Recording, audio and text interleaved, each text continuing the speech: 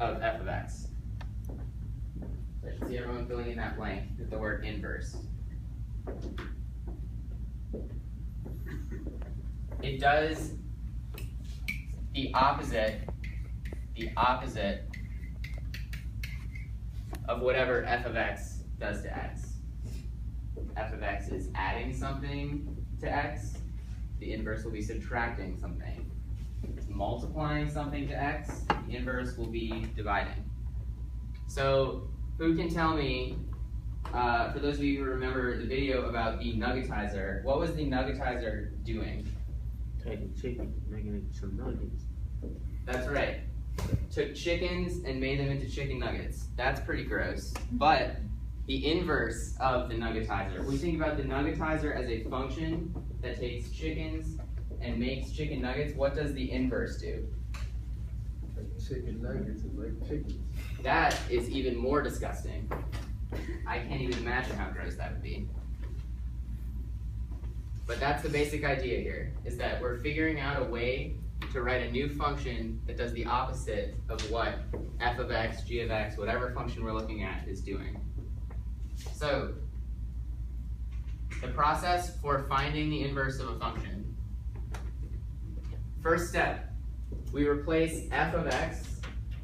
When we see f of x equals something, we replace that f of x with y. So I should see everyone writing y in that blank under step 1. Replace f of x with y.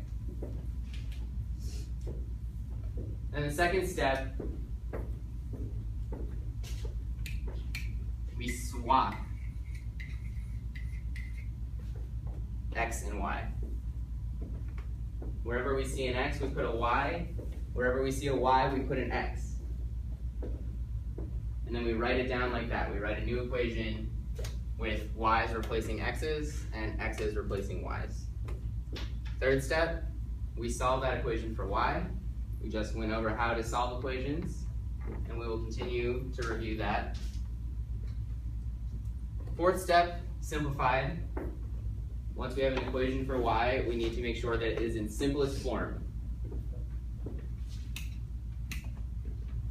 And then the last step, we replace y with f inverse of x. Now don't write that out as words, because remember, the notation is bizarre and strange, but it's what we use. F inverse of x. So everyone should be filling in f inverse of x for that blank. So, I've handwritten in an example. Oh, what that f of what? Inverse of x. F inverse of x, which we write like this. Make sure you have that in. So, directly to the right of those steps, there is an example. F of x equals 2x. I've done the first step for you. I replaced f of x with y. So now it says what? Swap x and y. Okay.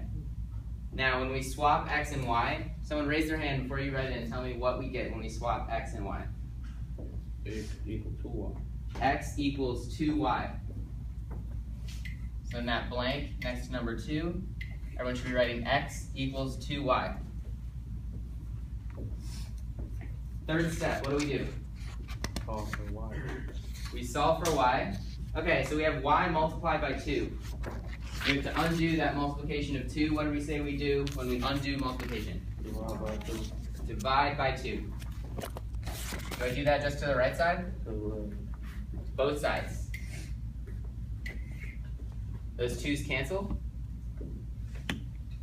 And we get y equals what? X over 2. Step 4, what is that?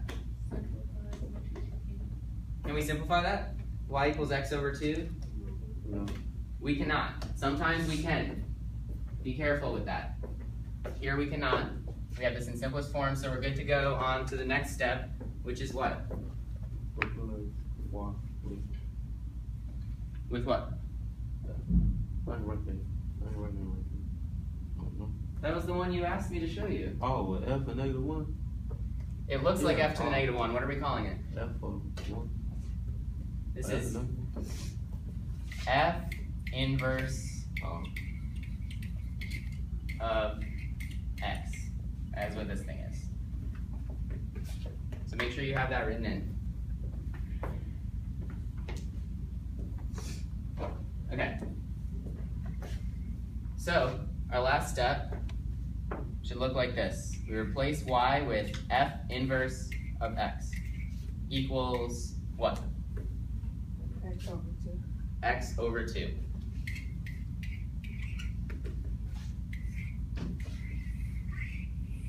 So if f of x equals 2x, we call that our nuggetizer. F inverse of x equals x over 2. That is our denuggetizer. That is that disgusting, gross function that is turning chicken nuggets back into living, breathing chickens. That is horrifying.